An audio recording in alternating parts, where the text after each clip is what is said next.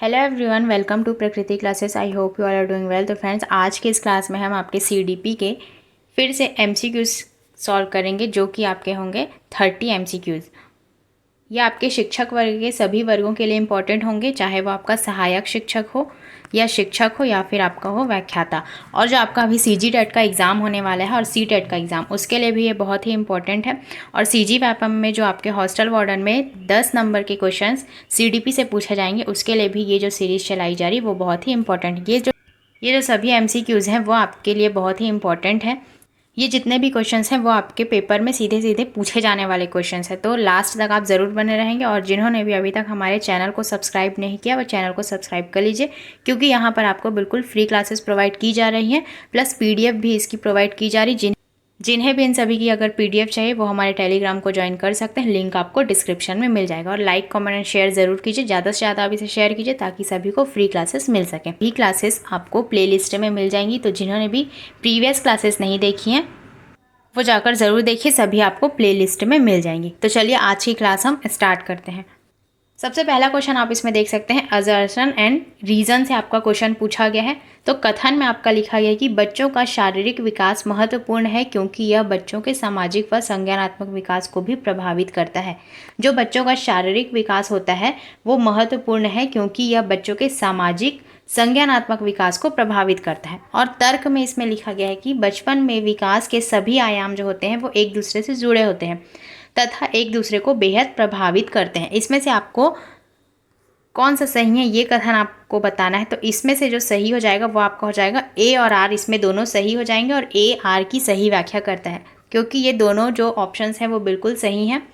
जो आपका कथन दिया गया है कि बच्चों का शारीरिक विकास महत्वपूर्ण है क्योंकि यह बच्चों के सामाजिक व संज्ञानात्मक विकास को प्रभावित करता है। जो भी बच्चों का शारीरिक विकास होता है वो बच्चों के सामाजिक, संज्ञानात्मक, इन सभी प्रकार के विकास को प्रभावित करता है। और जो बचपन में विकास के सभी आयाम जो होते हैं वो एक दूसरे से जुड़े होते हैं तथा एक दूसरे को बेहद प्रभावित करते हैं। तो ये दोनों कथन और तर्क दोनों सही हैं, और तर्क और एक ही यार सही व्याख्या भी करता है। तो इस प्रकार से इसका सही आंसर हो जाएगा ऑप्शन नंबर 1। नेक्स्ट क्वेश्चन अब आप इसमें देख सकते हैं, क्वेश्चन नंबर 2। विकास का कौन सा सिद्धांत यह सुझाता है कि विकास सिर से शुरू होता है और फिर शरीर के बाकी हिस्सों में आगे बढ़ता है। तो इसमें आपको पूछा गया है कि जो विकास सिर से शुरू होकर बाकी के हिस्सों में बढ़ता है तो उसे कहा जाता है सिफेलोकॉर्डल प्रिंसिपल, मतलब कि शीर्षगामी सिद्धांत इसके अंतर्गत आ जाएगा। क्योंकि जो सिर से लेकर पैर तक जिसका विकास होता है उसे आपका कहा जाता है सिफेलोकॉर्डल, और जिसका विकास होता है केंद्र से बाहर की ओर उसे आपका कहा जाता है प्रॉक्सिमो डिस्टल प्रिंसिपल। जो केंद्र से बाहर की ओर होता है सिद्धांत आपका कहलाता है प्रॉक्सिमो डिस्टल। और यहाँ पर पूछा गया सिर से शुरू होकर पैर की तरफ जाता है तो वो आपका हो जाएगा सिफेलोकॉर्डल। तो इस प्रकार से इसका आंसर हो जाएगा ऑप्शन नंबर 2, शीर्षगामी सिद्धांत। नेक्स्ट क्वेश्चन इसमें देख सकते हैं आप, अनुवांशिक स्वभाव के पूर्व निर्धारित प्रकटीकरण की प्रक्रिया को संदर्भित करता है। परिपक्वता, पाड़, अनुकूलन या समाजीकरण। जो आपका अनुवांशिकता होता है उसके स्वभाव के पूर्व जो निर्धारित प्रकटीकरण की प्रक्रिया को संदर्भित करता है वो आपका कहलाता है परिपक्वता। जो आपका मैच्योरेशन होता है इसके अंतर्गत आ जाएगा। तो इस प्रकार से इसका आंसर हो जाएगा ऑप्शन नंबर 1। जितने भी क्वेश्चंस हैं आपके लिए बहुत ही इंपॉर्टेंट है, तो लास्ट तक आप जरूर बने रहेंगे और कमेंट करके जरूर बताएंगे कि आपके कितने क्वेश्चन इसमें से सही हुए। नेक्स्ट क्वेश्चन आप इसमें देख सकते हैं, खाली स्थान उस विशिष्ट समय को कहा जाता है जब बच्चे उनके वातावरण में खास प्रकार से उद्दीपन के प्रति विशेष रूप से ग्रहणक्षम होते हैं। संवेदनशील अवधि, मुखर अवधि, नम्यता काल या फिर मानसिक अकर्मण्यता। तो इसका जो सही आंसर हो जाएगा, जो आपका ऑप्शन नंबर 1 है, यही इसमें बिल्कुल सही हो जाएगा। जो आपका सेंसिटिव पीरियड होता है वही उस समय को कहा जाता है जब बच्चे उनके वातावरण में खास प्रकार से किसी उद्दीपन के प्रति विशेष रूप से सीखते हैं किसी भी चीज़ों को, तो वो आपका होता है सबसे ज़्यादा सेंसिटिव पीरियड। तो इसका सही आंसर हो जाएगा ऑप्शन नंबर 1। अब नेक्स्ट क्वेश्चन आप इसमें देख सकते हैं, लॉरेंस कोलबर्ग के सिद्धांत से आपसे पूछा गया है। और कोलबर्ग की जो थ्योरी है उसको हमने बहुत ही डिटेल में पढ़ा था, तो जिन्होंने भी वो थ्योरी नहीं देखी वो जाकर ज़रूर देखिए, सभी आपको प्लेलिस्ट में मिल जाएंगी। तो इसमें पूछा गया है कि लॉरेंस कोलबर्ग द्वारा प्रतिपादित नैतिक विकास के किस स्तर पर व्यक्ति विश्वास रखते हैं कि समाज को अपने अपने नियमों में समय के साथ बदलाव करने की ज़रूरत है। आज्ञा पालन एवं दंड अभिविन्यास, अच्छा लड़का अच्छी लड़की अभिविन्यास, सामाजिक क्रम नियंत्रक अभिविन्यास या फिर सामाजिक अनुबंध अभिविन्यास। तो जो लॉरेंस कोलबर्ग थे उन्होंने 3 प्रकार के लेवल के बारे में बताया था और 6 प्रकार के स्टेजेस के बारे में बताया था। हर एक लेवल में इन्होंने 2 स्टेजेस के बारे में बताया था। तो जो सबसे पहला आपका लेवल होता है उसे कहा जाता है आपका प्री कन्वेंशनल लेवल, दूसरा आपका होता है कन्वेंशनल लेवल और तीसरा आपका होता है पोस्ट कन्वेंशनल लेवल। तो इसमें जो पूछा गया है कि किस स्तर पर व्यक्ति विश्वास रखते हैं कि समाज को अपने नियमों में समय के साथ बदलाव करने की ज़रूरत है, तो ये आपका हो जाएगा पोस्ट कन्वेंशनल लेवल के अंतर्गत। और आपके पोस्ट कन्वेंशनल लेवल के अंतर्गत भी 2 प्रकार के स्टेजेस के बारे में इन्होंने बताया था। तो एक आपका हो जाएगा सोशल कॉन्ट्रैक्ट ओरिएंटेशन और दूसरा आपका हो जाएगा का यूनिवर्सल एथिकल प्रिंसिपल ओरिएंटेशन है वो आपका हो जाएगा। तो इसका जो सही आंसर आपका हो जाएगा ऑप्शन नंबर 3 जो सोशल ऑर्डर मेंटेनिंग ओरिएंटेशन है, ये इसमें बिल्कुल सही हो जाएगा। और जो आपका पोस्ट कन्वेंशनल लेवल है उसके अंतर्गत सोशल कॉन्ट्रैक्ट ओरिएंटेशन भी आएगा, लेकिन जो इसके दोनों स्टेज है उसमें अलग अलग अवधारणा बताई गई है। तो जो व्यक्ति विश्वास रखते हैं कि समाज को अपने नियमों में समय के साथ बदलाव करने की ज़रूरत है, तो वो आपका हो जाएगा सोशल ऑर्डर मेंटेनिंग ओरिएंटेशन। तो इसमें जो आपके ऑप्शंस होते हैं वो हमेशा उनके जो वर्ड होते हैं वो हमेशा घुमा फिरा कर आपसे पूछा जाता है। तो बेहतर होगा कि आप इसके जो ऑप्शंस है वो इंग्लिश में ही याद रखें, क्योंकि हिंदी में इनके जो नाम है वो चेंज होते रहते हैं। और जो सोशल ऑर्डर मेंटेनिंग ओरिएंटेशन है इसका जो और भी एक नाम होता है वो आपका होता है यूनिवर्सल एथिकल ओरिएंटेशन। तो इस प्रकार से इसके जो नाम है उसे आप इसमें अच्छे से याद रखेंगे। अब नेक्स्ट आप इसमें देख सकते हैं भाषा व संज्ञानात्मक विकास के बारे में कौन सा कथन सही है। भाषा की संज्ञानात्मक विकास में महत्वपूर्ण भूमिका है, भाषा की संज्ञानात्मक विकास में कोई भूमिका नहीं है, तो ये आंसर नहीं होगा। भाषा संज्ञानात्मक विकास की प्रक्रियाओं में बाधा उत्पन्न करती, तो ये भी नहीं होगा। भाषा और संज्ञानात्मक विकास स्वतंत्र प्रक्रियाएं हैं, तो इसमें जो सही है वो आपका हो जाएगा ऑप्शन नंबर 1 जो भाषा की संज्ञानात्मक विकास में होती है महत्वपूर्ण भूमिका। तो ऑप्शन नंबर 1 इसमें बिल्कुल सही हो जाएगा। अब नेक्स्ट आप इसमें देख सकते हैं क्वेश्चन नंबर 7, कोई भी अध्यापन जो विषय वस्तु को अपने आप में एक अंत मानता है वो विद्यार्थियों के बीच खाली स्थान पैदा कर सकता है। महारत के लिए सराहना, नवाचार की इच्छा, सीखने की अभिप्रेरणा या अन्वेषण के लिए प्रतिरोध। इसमें आपसे पूछा है कि विषय वस्तु को अपने आप में एक अंत मानता है। अंत मानना यह आपका नेगेटिव साउंड कर रहा है, तो इसमें आपका जो नेगेटिव आंसर हो जाएगा वो हो जाएगा आपका अन्वेषण के लिए प्रतिरोध। यह आपका प्रतिरोध का कार्य करेगा, तो यही आंसर इसमें बिल्कुल सही हो जाएगा। बाकी ये जो तीनों ऑप्शन है वो आपके लिए पॉजिटिव है और यही एक नेगेटिव है, तो यही हमारा आंसर सही हो जाएगा। अब नेक्स्ट आप इसमें देख सकते हैं क्वेश्चन नंबर 8, किसी कार्य में विफलता के लिए निम्नलिखित में से कौन से आरोपण में एक विद्यार्थी को भविष्य के प्रयासों के लिए प्रेरित करने की संभावना है। मैं बुद्धिमान नहीं हूँ और बुद्धिमत्ता स्थिर है। मैंने इस बार पर्याप्त प्रयास नहीं किया, हालांकि मैं ऐसा करने में सक्षम हूँ। शिक्षक मेरे प्रति पक्षपाती था और मैं अपने बारे में उसकी धारणा को नहीं बदल सकता। यह जो परीक्षा है वो मंगलवार को ही पड़ती है और मंगलवार मेरा अशुभ दिन है। इसमें आपसे पूछा गया कि किसी कार्य में विफलता के लिए कौन सा एक आरोपण है जो विद्यार्थी को भविष्य के प्रयासों के लिए प्रेरित करने की संभावना रखता है, तो वो आपका हो जाएगा ऑप्शन नंबर 2, मैंने इस बार पर्याप्त प्रयास नहीं किया, हालांकि मैं ऐसा करने में सक्षम हूँ। ये इसकी आंतरिक अभिप्रेरणा के अंतर्गत आएगा। ये जो बाकी है ये इसकी बाह्य अभिप्रेरणा के अंतर्गत आएंगी, तो इसीलिए ये जो ऑप्शन है ये इसमें बिल्कुल सही हो जाएगा, क्योंकि इसमें उसने खुद की गलती को इसमें सामने रखा है कि मैंने इसमें प्रयास नहीं किया, इसीलिए मैं इसमें सक्षम नहीं हो पाया, हालांकि मैं ऐसा करने में सक्षम हूँ। तो ये आंसर इसमें बिल्कुल सही हो जाएगा। और जो बुद्धिमान नहीं हूँ, बुद्धिमत्ता स्थिर है, ये इसमें गलत हो जाएगा। शिक्षक भी पक्षपाती था, ये भी इसमें गलत हो जाएगा। और मंगलवार को ही परीक्षा होती, ये अशुभ दिन है, ये भी इसमें बिल्कुल गलत हो जाएगा। तो option number 2 most appropriate answer है, तो यही आंसर इसमें बिल्कुल सही हो जाएगा। अब नेक्स्ट आप इसमें देख सकते हैं क्वेश्चन नंबर 9, निम्नलिखित में से कौन सा कथन विकास एवं अधिगम के बारे में लेव वाइगोत्स्की के दृष्टिकोण का सही वर्णन करता है। दोनों का संबंध अनुक्रमिक है, दोनों का संबंध निश्चल है, सीखना अक्सर विकास के अग्रिम होता है, विकास अक्सर सीखने के अग्रिम होता है। तो इसका जो सही आंसर आपका हो जाएगा वो हो जाएगा जो लेव वाइगोत्स्की के सिद्धांत का सही जो वर्णन करता है विकास एवं अधिगम के बारे में, वो इसमें हो जाएगा सीखना अक्सर विकास के अग्रिम होता है। मतलब कि जो सीखना होता है वो विकास से पहले होता है, ये इन्होंने कहा है।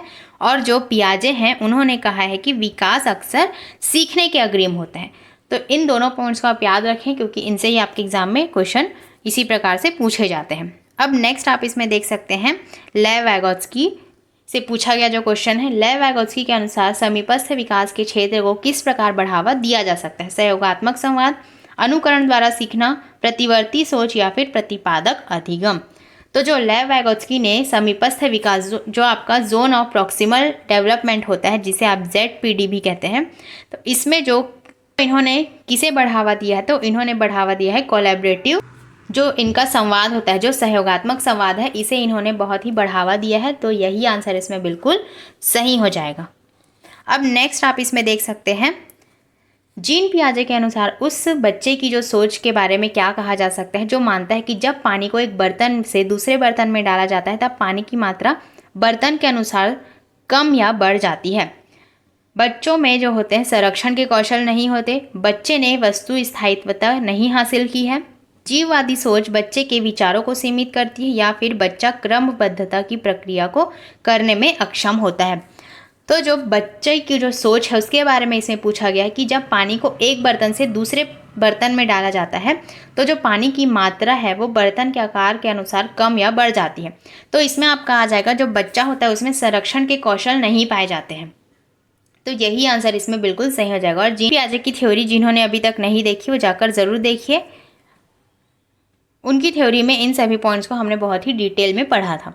अब नेक्स्ट आप इसमें देख सकते हैं पियाजे द्वारा दिए गए संज्ञानात्मक विकास के चरणों का सही क्रम क्या है। तो जो जीन पियाजे थे उन्होंने 4 प्रकार की अवस्थाओं के बारे में बताया था। सबसे पहला उन्होंने जो बताया था वो था आपका सेंसरी मोटर स्टेज, फिर आपका था प्री ऑपरेशनल स्टेज, फिर था कॉन्क्रीट ऑपरेशनल स्टेज, फिर था फॉर्मल ऑपरेशनल स्टेज। तो SPCF से आप इसे याद कर सकते हैं। तो इसमें जो सही आंसर हो जाएगा वो आपका हो जाएगा ऑप्शन नंबर 1 ही इसमें बिल्कुल सही हो जाएगा, और इसके नाम आप इंग्लिश में ही याद रखेंगे। अब नेक्स्ट आप इसमें देख सकते हैं क्वेश्चन नंबर 13, नेहा खुद को अपनी माँ द्वारा लाई गई मिठाई जो मेहमानों के लिए खाने से रोकती है यह सोचकर कि खाने से वह पकड़ी जा सकती है। कोलबर्ग के सिद्धांत के अनुसार नेहा नैतिक विकास की किस अवस्था में है? यांत्रिक सापेक्षता अभिविन्यास, सजा और आज्ञाकारिता अभिविन्यास, सार्वभौमिक नैतिक सिद्धांत अभिविन्यास, या अच्छा लड़का अच्छी लड़की अभिविन्यास। तो इसमें जो सही आंसर हो जाएगा वो हो जाएगा आपका ऑप्शन नंबर 2। यह आपके प्री कन्वेंशनल स्टेज के अंतर्गत आएगा, और जो प्री कन्वेंशनल स्टेज है उसके अंतर्गत भी इन्होंने 2 प्रकार की अवस्थाओं के बारे में बताया था। पहला इसका था दंड एवं आज्ञा पालन अभिविन्यास, जिसे आपका सजा और आज्ञाकारिता अभिविन्यास भी कहा जाता है, और जो इन्होंने दूसरा स्टेज जो बताया था वो था इसमें जो आपका था सेल्फ इंटरेस्ट रिवॉर्ड ओरिएंटेशन। तो इसका जो सही आंसर हो जाएगा वो आपका हो जाएगा सजा और आज्ञाकारिता अभिविन्यास, मतलब कि नेहा जो खुद को अपनी माँ द्वारा लाई गई मिठाई जो मेहमानों के लिए है उसे खाने से रोकती है ये सोचकर कि वह खाने से पकड़ी जा सकती है। तो ये इसमें सजा और आज्ञाकारिता अभिविन्यास के अंतर्गत आएगा। अब नेक्स्ट इसमें आप देख सकते हैं क्वेश्चन नंबर 14, किसके सिद्धांतों के अनुसार बच्चे अपने से ज़्यादा ज्ञान वाले समकक्षी व वयस्कों से अंतःक्रिया करके सीखते हैं? जो अंतःक्रिया जैसे शब्द हैं वो आपका आ जाएगा लेव वैगोत्स्की के अंतर्गत। तो इसका जो सही आंसर हो जाएगा वो आपका हो जाएगा लेव वैगोत्स्की। अब नेक्स्ट आप इसमें देख सकते हैं क्वेश्चन नंबर 15, लेव वैगोत्स्की के अनुसार निम्न में से किसकी संज्ञानात्मक विकास में महत्वपूर्ण भूमिका है? अनुकूलन, पुनर्बलन, सांस्कृतिक परिवेश या आनुवांशिकता। तो जहाँ पर भी सांस्कृतिक सामाजिक इस प्रकार के जो शब्द आपको देखने को मिलेंगे तो वो आपका संबंध होगा सीधे लेव वैगोत्स्की से। तो ऑप्शन नंबर 3 ही इसमें बिल्कुल सही हो जाएगा। जो कल्चरल कॉन्टेक्स्ट है, सांस्कृतिक परिवेश है, वही इसमें बिल्कुल सही हो जाएगा। जितने भी क्वेश्चंस यहाँ पर आपके लिए लाए गए हैं वो बहुत ही इंपॉर्टेंट है, सीधे सीधे आपके एग्जाम में इसी प्रकार के क्वेश्चन पूछे जाते हैं, चाहे वो आपका शिक्षक भर्ती हो, CGTET हो या फिर CTET। तो ये सभी जो क्वेश्चंस है वो आपके लिए बहुत ही इंपॉर्टेंट है। तो ज़्यादा से ज़्यादा आप इसे शेयर कीजिए ताकि सभी को फ्री क्लासेस मिल सके। नेक्स्ट अब आपका है हार्वर्ड गार्डनर से संबंधित क्वेश्चन। हार्वर्ड गार्डनर के बुद्धि के सिद्धांत में शरीर और वस्तुओं दोनों को कुशलतापूर्वक उपयोग करने की जो क्षमता है वो किसके अंतर्गत आएगी? तर्क, गणितीय बुद्धि, शारीरिक गति, संवेदनात्मक बुद्धि, अंतर्वैयक्तिक या फिर भाषाई बुद्धि। इसका जो सही आंसर हो जाएगा वो आपका हो जाएगा जो शरीर और वस्तुओं दोनों में कुशलतापूर्वक उपयोग करने की क्षमता है वो आपकी आ जाएगी शारीरिक गति संवेदनात्मक बुद्धि, बॉडली काइनेस्थेटिक इंटेलिजेंस के अंतर्गत आ जाएगी। इसका सही आंसर हो जाएगा ऑप्शन नंबर 2। अब नेक्स्ट है आपका क्वेश्चन नंबर 17, दृश्य स्थानिक बुद्धि में क्या शामिल है? छवियों और चित्रों में सोचने की क्षमता, सटीक और अमूर्त रूप से कल्पना करने की क्षमता, लय, ताल, मीटर, स्वर, माधुर्य के प्रति संवेदनशीलता या फिर कहानियों व कविताओं को समझने व गढ़ने की क्षमता, प्राकृतिक रूपों जैसे जानवरों और पौधों की प्रजातियों और चट्टानों और पर्वत प्रकारों को वर्गीकृत करने की जो क्षमता है। तो जो दृश्य स्थानिक बुद्धि होती है वो किसके अंतर्गत आ जाएगी, तो वो आपकी आ जाएगी छवियों और चित्रों में जो सोचने की क्षमता, सटीक और अमूर्त रूप से कल्पना करने की जो क्षमता होती है वो इसके अंतर्गत आ जाएगी। ऑप्शन नंबर 1 ही इसमें बिल्कुल सही हो जाएगा। अब नेक्स्ट आप इसमें देख सकते हैं क्वेश्चन नंबर 18। सह शिक्षा कक्षा में लड़कों के लिए एक शिक्षक की टिप्पणी, मजबूत बनो और लड़कियों की तरह नम व्यवहार मत करो, किसे बढ़ावा देगा? जेंडर समता, जेंडर भूमिका में लचीलापन, जेंडर रूढ़िवादिता या जेंडर समानता। तो इसमें कहा जा रहा है कि मजबूत बनो और लड़कियों की तरह नम व्यवहार मत करो, तो ये आपका आ जाएगा जेंडर स्टीरियोटाइप के अंतर्गत। तो ये आंसर इसमें बिल्कुल सही हो जाएगा। जो जेंडर रूढ़िवादिता है, जेंडर स्टीरियोटाइपिंग, वो इसमें बिल्कुल सही हो जाए क्योंकि इसमें लड़के और लड़की में विभेद किया जा रहा है। तो यही आंसर इसमें बिल्कुल सही हो जाएगा। अब नेक्स्ट क्वेश्चन आप इसमें देख सकते हैं, विविध शिक्षार्थियों वाली कक्षा में शैक्षणिक रणनीतियाँ क्या होनी चाहिए? उचित समावेशन, मानकीकृत मूल्यांकन, गैर प्रासंगिक पाठ्यक्रम या फिर दृष्टिकोण में अनम्यता। तो जो विविध शिक्षार्थियों वाली कक्षा में शैक्षणिक रणनीतियाँ जो होनी चाहिए वो आपकी होनी चाहिए उचित समावेशन, जो रीजनेबल अकोमोडेशन होती है वो इसमें बिल्कुल सही हो जाएगी। मानकीकृत आपका नेगेटिव होता है, गैर प्रासंगिक पाठ्यक्रम भी इसमें गलत हो जाएगा और दृष्टिकोण में अनम्यता भी इसमें गलत हो जाएगा। एप्रोप्रिएट जो आंसर हो जाएगा वो आपका हो जाएगा उचित समावेशन। तो ऑप्शन नंबर 1 इसमें बिल्कुल सही हो जाएगा। अब नेक्स्ट आप इसमें देख सकते हैं क्वेश्चन नंबर 20। सीखने के लिए मूल्यांकन का एक महत्वपूर्ण पहलू क्या है? मूल्यांकन की किसी एक ही रणनीति से बच्चे की प्रगति व अधिगम की संपूर्ण जानकारी का पता चल सकता है। यह सीखने में होने वाले बदलाव का अवलोकन करता है। यह बच्चों की व्यक्तिगत व विशिष्ट ज़रूरतों को नहीं पहचानता, या फिर यह शिक्षकों को मानसिक मंदबुद्धि वाले बच्चों को पहचानने में मदद करता है। तो जो सीखने के लिए मूल्यांकन का एक महत्वपूर्ण पहलू हो जाएगा वो आपका हो जाएगा जो यह सीखने में होने वाले बदलाव का अवलोकन करता है, वही इसमें बिल्कुल महत्वपूर्ण पहलू हो जाएगा। तो ऑप्शन नंबर 2 बिल्कुल इसमें सही हो जाएगा। अब नेक्स्ट आप देख सकते हैं लास्ट के आपके 10 क्वेश्चन बच गए हैं। कमेंट में ज़रूर बताएंगे कि आपके कितने क्वेश्चन सही हुए और क्लास आपको कैसी लगी। तो नेक्स्ट इसमें आप देख सकते हैं मूल्यांकन का जो उद्देश्य है वो क्या होना चाहिए? छात्रों में भय और तनाव पैदा करना, असुरक्षा और हीनता की भावना पैदा करना, छात्रों के बीच तुलना करना या सीखने सिखाने की प्रक्रिया में सहायता करना। तो जो मूल्यांकन का उद्देश्य होना चाहिए वो आपका होना चाहिए सीखने सिखाने की प्रक्रिया में सहायता करना। ऑप्शन नंबर 4 इसमें बिल्कुल सही हो जाएगा। तनाव इसमें नेगेटिव होता है, हीनता भी इसमें नेगेटिव है और तुलना करना ये भी नेगेटिव है। तो एक ही आपके पास पॉजिटिव आंसर है, तो यही इसमें बिल्कुल सही हो जाएगा। अब नेक्स्ट आप इसमें देख सकते हैं कथन और तर्क से पूछा गया क्वेश्चन है। समावेशी शिक्षा से ये क्वेश्चन पूछा गया है और जो समावेशी शिक्षा है इससे आपके एग्जाम में हमेशा क्वेश्चन पूछे जाते हैं और ये आपका बहुत ही बड़ा टॉपिक है, तो इसको आपको पढ़ना बहुत ही ज़रूरी है। तो इसमें जो क्वेश्चन आपसे पूछा गया है, कथन में आपका लिखा गया कि समावेशी शिक्षा केवल विशेष बच्चे से ही लाभान्वित होते हैं। तर्क में आपका पूछा गया है कि समावेशी शिक्षा की अवधारणा इस दर्शन पर आधारित है कि केवल कुछ बाधिता वाले शिक्षार्थियों की ज़रूरत को ही पोषित किया जा सके।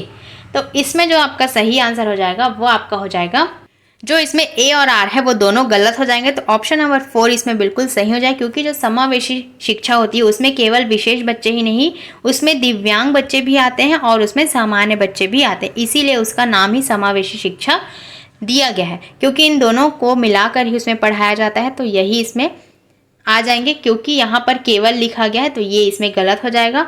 और इसमें भी आप देख सकते हैं कि समावेशी शिक्षा की अवधारणा जो होती है केवल कुछ बाधिता वाले शिक्षार्थियों की ज़रूरतों को पोषित किया जाए, तो यहाँ पर भी केवल लिखा गया, तो ये भी इसमें बिल्कुल गलत हो जाए, क्योंकि जो समावेशी शिक्षा होती है उसमें दिव्यांग और सामान्य दोनों प्रकार के बच्चे होते हैं। तो इसमें दोनों ऑप्शन इसमें गलत हो जाएंगे, तो ए और आर इसमें बिल्कुल गलत हो जाएंगे। ऑप्शन नंबर 4 ही इसमें सही हो जाएगा। अब नेक्स्ट आप देख सकते हैं क्वेश्चन नंबर 23। निम्न में से कौन सा शारीरिक गति विकलांगता से जूझते विद्यार्थियों के लिए गतिशीलता सहायक तकनीक का उदाहरण है?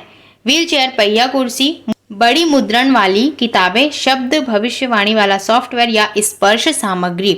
तो जो शारीरिक गति विकलांगता से जूझ रहे हैं उनके लिए सबसे अच्छा जो सहायक तकनीक है वो कौन सा आपका हो जाएगा, तो वो हो जाएगा व्हील चेयर, मतलब कि पहिया कुर्सी जो होती है वो उनके लिए बहुत ही सही तकनीक हो जाएगी। तो यही आंसर इसमें बिल्कुल सही हो जाएगा। अब नेक्स्ट आपका है जो डिसेबिलिटीज है उससे आपका क्वेश्चन पूछा गया है, गणितीय अवधारणाओं और गणना में कठिनाइयां किन छात्रों की विशिष्ट विशेषताएं हैं? गुणज वैकल्य, पठन वैकल्य, लेखन वैकल्य या स्वलीनता।